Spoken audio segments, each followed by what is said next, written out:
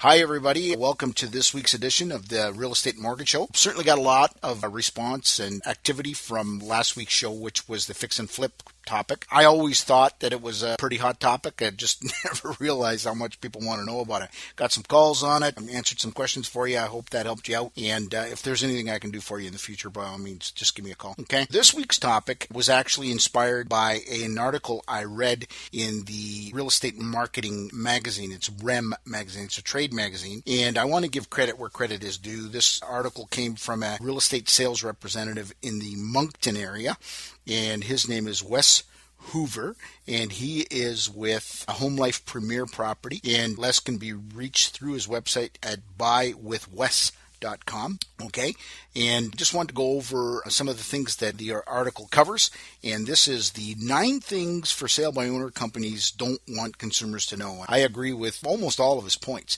so I just wanted to go over them with you. So for sale by owner companies are obviously these companies that play sort of a pseudo real estate company in terms of listing your property with them. So these are the 9 things that these companies don't want you to know. So number 1 is, first of all, they charge upfront fees, and in most cases thousands, and that is definitely the case when you meet with one of these companies. They're an a la carte company, so when you go in, or when they have you over to their home, or to your home rather, they have a package of marketing that they do, or I should say that they give you, and you got to pay for that up front regardless of, the success of your sale or not. Obviously, the differentiator more than anything else is real estate agents charge you nothing. Okay, nothing for all of those things. The fee only kicks into place once the sale is consummated and it actually closes. All right, so big difference. Real estate agents, they provide all those services, virtual tours, staging, coordinating showings for you, accommodating people from showings, all of that stuff, all the marketing, that's all done for free up front until the deal is done. These companies, not so much. They're going to ask you for money no matter what your success rate is. Point number 2 is they aren't held to any kind of code of ethics. And again, that is certainly very true. Real estate agents have a code of conduct that they have to perform under, and it certainly makes the business of listing and selling real estate with a colleague that much simpler, easier, I should say. When you're dealing with companies such as these, they are not held to this code of ethics, and sometimes they don't always play above board. I'm certainly not implying that they're dirty players. I'm saying that they're not as easy to do business with, and if something goes wrong, they're not held to these higher standards. Okay, so where do you go in terms of taking these guys to the mat? You can't. You got nowhere to take them. All right, with a real estate company, you do, and we've got and especially in Ontario, we've got the Real Estate Council of Ontario, which obviously holds us to a very high code of conduct. Okay, number 3, just because you're a real estate professional does not mean you're rich and overpaid. That is absolutely true for sure. Now, having said that, I know there's some agents out there that certainly make some great money. There's no question about it. But, one thing that you got to take into consideration, these guys work long, hard hours, and they many cases, they have years under their belt, decades under their belt. So what looks easy to the public isn't necessarily easy. They've made it easy because they've mastered their craft. Okay, so, and don't forget, this is a contingency business. When you hire a real estate company, you pay nothing unless we are successful in delivering the goods. Okay, so imagine for a minute if you got a job or your current job and your boss said, listen, I'm going to give you a paycheck Friday, but that's only if the company makes a profit, because if we don't, then I'm sorry, but I can't pay you. Real estate works a lot like that, where agents are spinning their wheels a lot of times, and sometimes those deals don't always come together. So when you're dealing with a contingency basis, you've got to keep in mind that the cost is going to be a little bit higher. Okay, absolutely for sure. The next thing is they can't put your home on the MLS system. Now, I just want to be clear on this particular thing, and this is something that I don't want to be misinterpreted. Some of these marketing companies, they can actually put your home on realtor.ca. So this is the public access to the house or the public access to the MLS system. It is not the realtor access. So when you're dealing with, for example, in my community, neither of those companies are members of our MLS. So when you put your listing on the market with this company, you put it on MLS, you're not exposing it to any of the local agents. Okay, so statistically, the chances of a real estate agent being involved in the deal is very, very high. Now, you're not even exposing it to the person that's very likely to play the biggest role in getting it sold, which is the real estate community. So don't be misguided in terms of the house being on MLS. It isn't necessarily, because the two companies that service our area primarily, one operates out of Toronto, the other one operates out of Hamilton. Neither would the Hamilton has its own board, and so does Toronto, and so does Cambridge. Okay, so Cambridge, they don't get exposed here. Okay, the next thing is they actually petition agents to sell their houses. So this is very true. So this is where a company or an individual lists their property, and then they encourage cooperation with the real estate community, and it's certainly very much appreciated. I don't want to, I don't want to discount that by any means.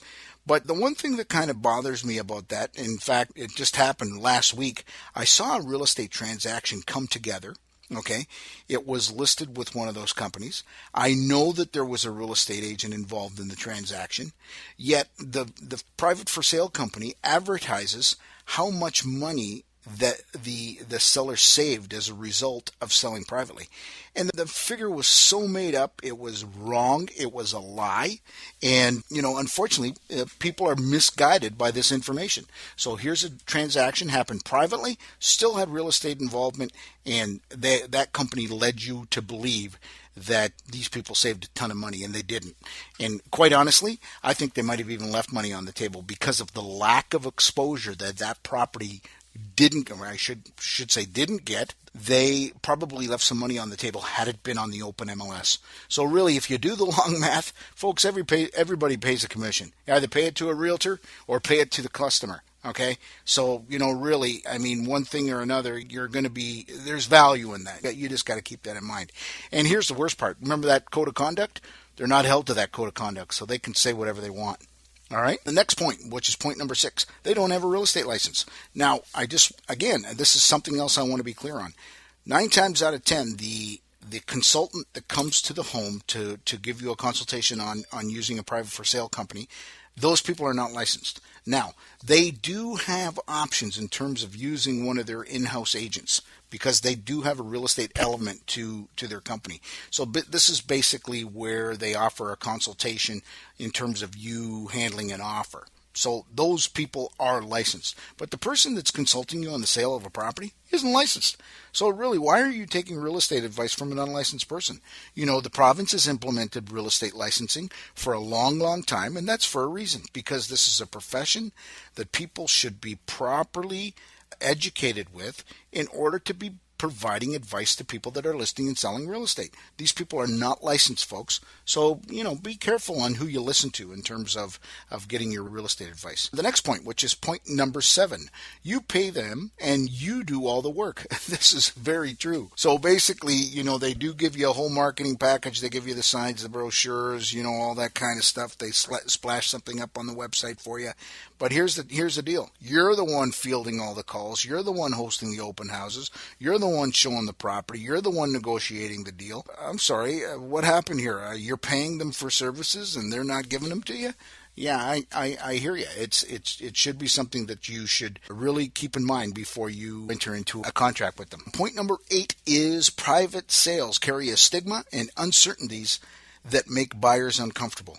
And yes, this is very much true. And this is probably true on an even grander scale which is with regards to finance companies. So banks, lenders, they typically do not like private sales, okay, because of that whole code of conduct and, the accuracy of the information, all of that stuff.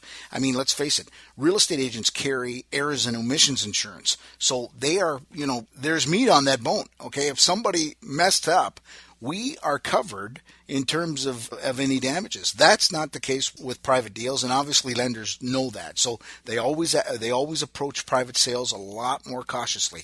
The other thing is when a deal is done with these guys, I've seen a lot of promises get broken.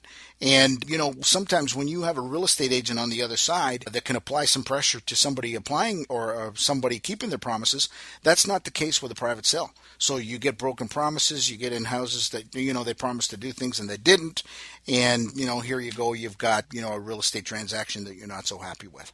All right. And then finally, point number 9, which is agents don't hate for sale by owners. And that is very true. I know sometimes when I call for sale by owners from time to time, you'd think I was, Jeffrey Dahmer calling somebody sometime. For the most part, I got to tell you, I've never really run into that. But I do from time to time. I do get it. Like, hey, what the heck? You're a real estate agent? What the hell do you want? And, all I'm doing is, doing my job. I know that statistically, there's a very high chance of that for sale by owner listing with a real estate agent. That's probably reason number 1 I'm calling them. Reason number 2 is I could very likely have a buyer for your property. So, really, folks, we can work out the math later. Can I help you get your home sold and get you on with your life? I don't hate you. I understand where you're coming from. Everybody's looking to save money. I get it. But really, if you do the long math, you may be surprised at how little you save, if any. All right. Anyway, that's this week's podcast or this week's episode. And again, I want to thank Les Hoover down in Moncton. And if you have anybody, I understand his office number is 506-962-2522.